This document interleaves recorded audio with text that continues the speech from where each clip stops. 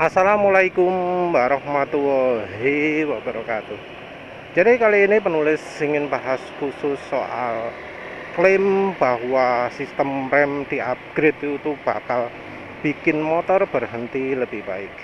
Jadi asal tahu ya, motor penulis ini sistem remnya itu 100% standar.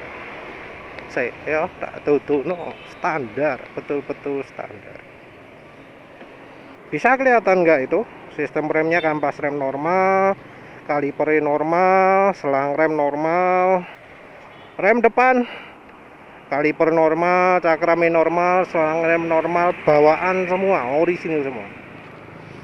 Yang beda kalau untuk belakang itu kampas remnya merek Subaru. Ya sebenarnya pingin yang merek Federal atau yang sebentar lagi mau dicoba merek Indopars. Merek itu sudah terbukti oke ya. Terus yang depan itu merek Federal yang sudah lama sekali ya, sudah setahun lebih nggak ganti ya. Jauh lebih awet daripada yang bawah. Belakang sepi, ada kesempatan saya. Bisa kelihatan spidolnya nggak?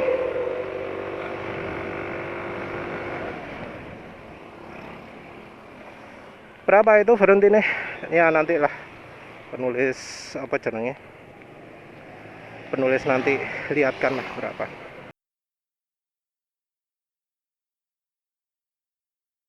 Itu tadi rem depan dan belakang, belakangnya ngepot kiri kanan, tapi ya wis cuek.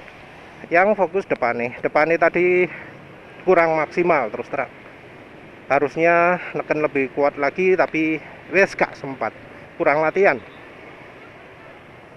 Harusnya bisa ditekan lebih keras sehingga bisa lebih cepat berhenti nih. Tapi sekadung ya wis lah. Lihat nanti dibandingkan dengan yang video apa jenenge Devianto Wahyu itu ngerem depan belakang berapa cepat.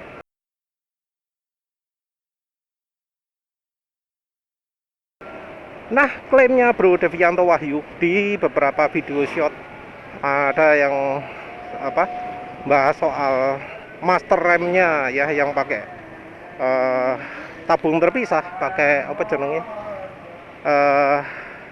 reservoir terpisah. Terus model master remnya yang enggak kayak gini, yang modelnya maju mundur bukan yang dari samping.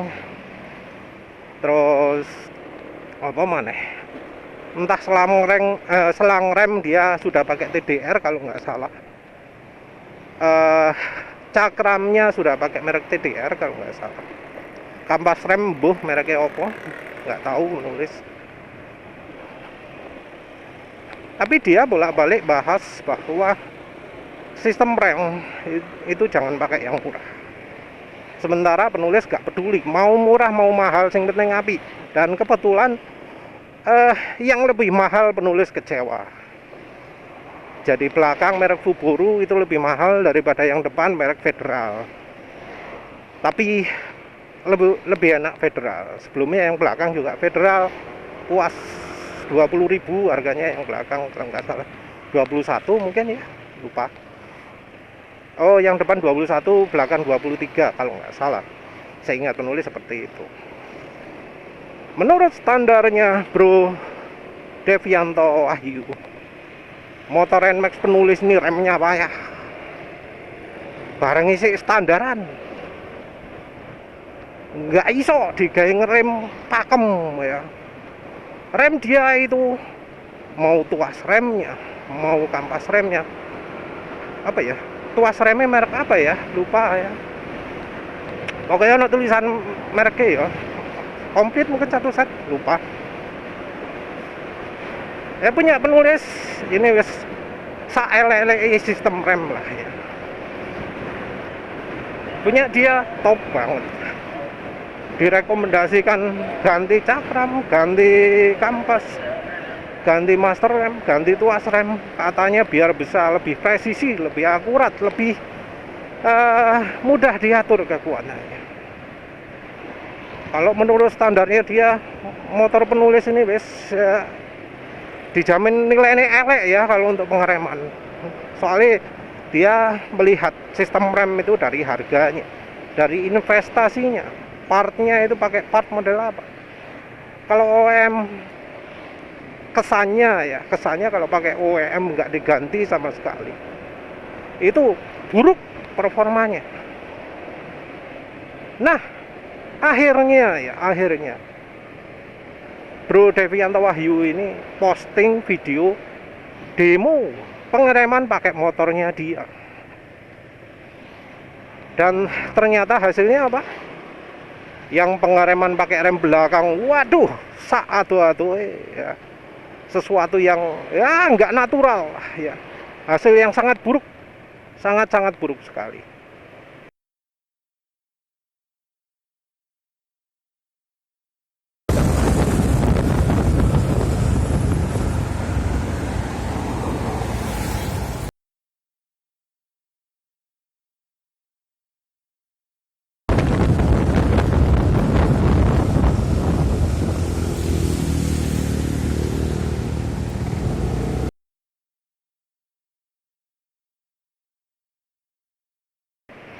Yang rem depan ya begitu.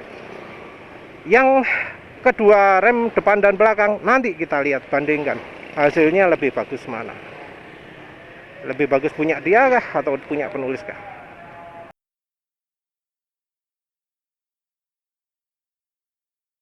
Penulis melakukan cuma sekali real di jalan raya.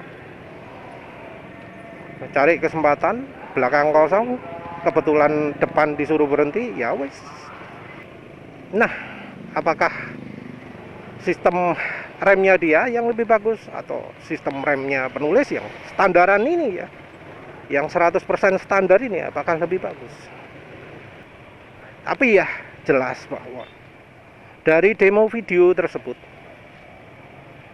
rem yang kayaknya harganya jutaan itu, part-part rem segala macam mestinya lebih dari 1 juta ya.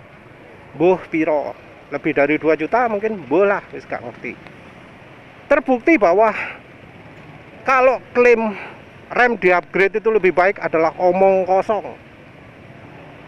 Terbukti bahwa kemampuan pengerem ini ya bukan karena dari sistem rem, jelas ya.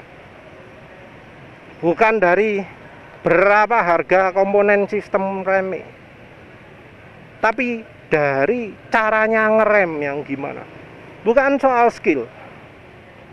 Karena ya walau penulis mungkin hasilnya lebih baik, penulis ini gak latihan. Melakukan juga sekali, cuma sekali tok, sekali run wis ikumbuh hasilnya elek, tapi itulah. Kalau dilakukan berulang-ulang ya bisa aja lebih pendek. Tapi jelas ya, untuk pengereman belakang hasilnya sangat payah sekali. Katanya juga dilakukan berulang-ulang rem belakangnya itu, tapi hasilnya wah bermeter-meter. Katanya pakai rem belakang bahaya, ya buktinya nggak jatuh. Kalau misalnya dianggap jarak yang jadi masalah, ya buktinya penulis pakai rem belakang bisa berhenti. Bahkan kayaknya hasil pakai rem belakang itu lebih pendek jarak pengeremannya daripada ketika pakai rem depan.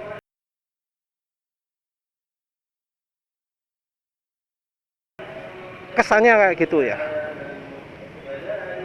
Atau minim lah kalau misal itu dianggap terlalu mengada-ada, minim hasil pakai rem belakang itu nggak sampai molor kayak yang di videonya Bro Devianto Wahyu. Tapi poin yang ini penulis utamakan, penulis tunjukkan, itu yang namanya upgrade sistem rem tidak membuat motor berhenti lebih cepat. Yang bisa membuat berhenti itu adalah tergantung juga dari cara ngeremnya. Cara ngerem yang benar itu bahkan bisa membuat motor berhenti cepat. Bukan soal preferensi ya. bukan soal selera masing-masing. Yang namanya ngerem itu mesti ada optimalnya. Yang namanya selera ya macem-macem ya, nggak boleh lah soal selera kalau soal ngerem. Sama lah kayak main musik, mungkin soal selera, tapi kan ono aturane gitu. Untuk menghasilkan suara yang bagus ada aturannya sendiri, nggak cara sembarangan. Mungkin ada soal selera, tapi pasti ada pakemnya, aturannya sendiri. Megangnya di fret ini untuk suara lebih indah, suara lebih jelas, tekanan lebih baik. Gak sembarangan, ono aturane. Jadi kalau sistem rem jangan pakai feeling ya ngomong mantep atau enggak, harus dicoba. Dan jangan ngomong suatu cara pengereman itu sudah mantap sebelum membedakan dengan cara pengereman yang lain. Penulis kalau ada yang ngomong, oh cara ngerem gini lebih baik, cara ngerem gini lebih baik, tak praktekkan, tak bandingkan. Ada yang ngomong pakai depan tok sip, tak praktekkan. Ada yang ngomong dikocok itu lebih baik, tak praktekkan.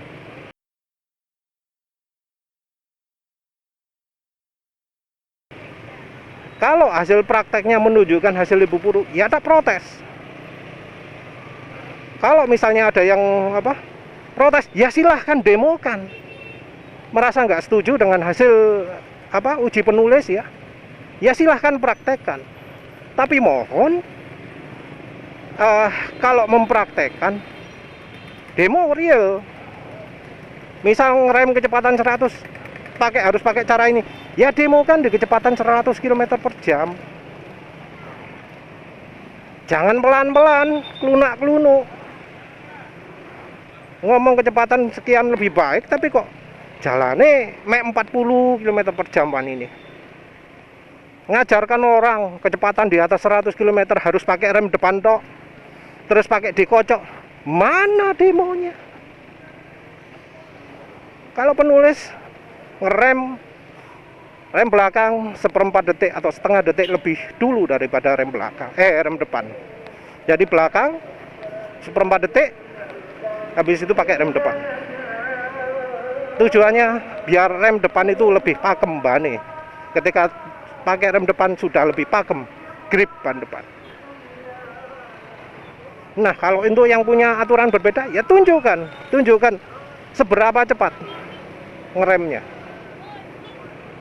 Penulis sendiri sudah tunjukkan minim 2 kali ya. Ngerem dari kecepatan 100 sama 94 km per jam.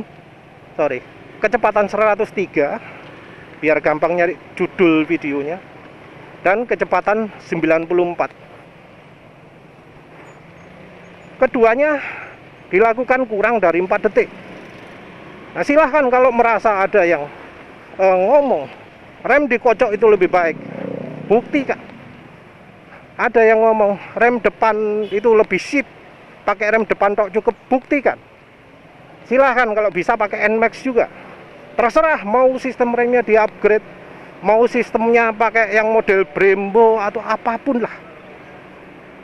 Pokok aja ABS. Tapi ya silahkan kalau mau ABS juga.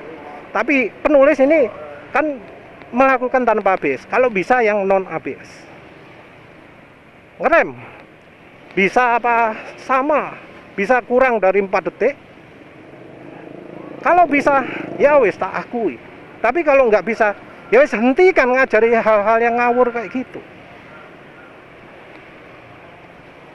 Kalau misalnya merasa ngeri, ya berarti cara ngeremnya itu salah. Wis itu. Jadi ya jangan ngomong sembarangan upgrade rem. Faktanya mana? Buktinya mana? Karena kok malah makin panjang jarak pengeremannya. Jadi ya silakan lah ya. Kalau ada yang merasa nggak setuju, buktikan. Kalau merasa bahaya, ya silahkan pakai temen, pakai riding gear yang lengkap. pakai sarung tangan, dekel, macem-macem.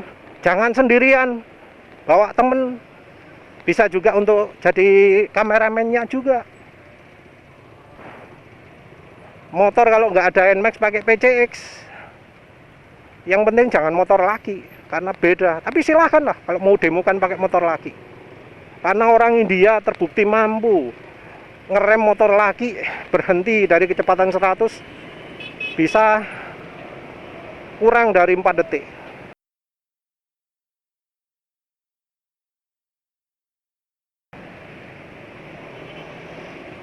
Padahal itu nge-review, alias bukan motornya dia sendiri, tapi motor baru.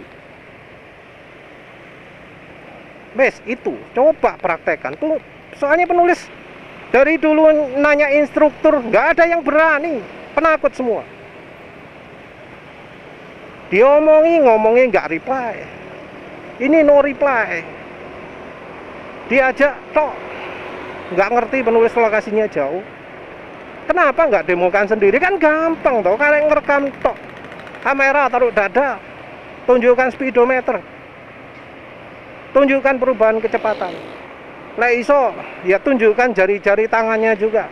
Kalau penulis maaf gak duwe dudukannya, gak duwe action kan. Jadi sudut pandangnya juga sempit, bukan yang fish eye. Tapi wes penulis tunjukkan bahwa ya cara penulis kayak gitu.